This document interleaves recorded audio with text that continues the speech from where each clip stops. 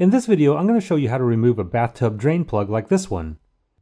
And if your tub drains slowly, you're going to want to keep watching. On some plugs they can just be unscrewed, but not this one. It just keeps rotating and won't come out. So what you have to do is hold the main disc. Then twist the knob counterclockwise. Once the knob is removed, there's one more thing to do. And I'll need a flathead screwdriver for the next part.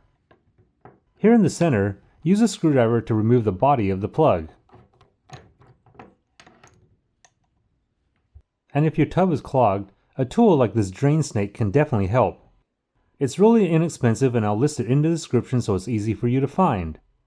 This drain snake has little barbs that can grab onto hair and other things clogging your drain. But you can also use a wire or coat hanger for this.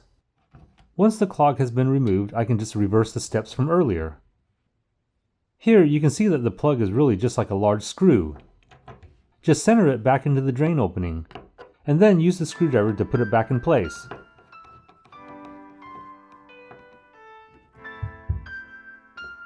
And the last thing to do is reattach the knob.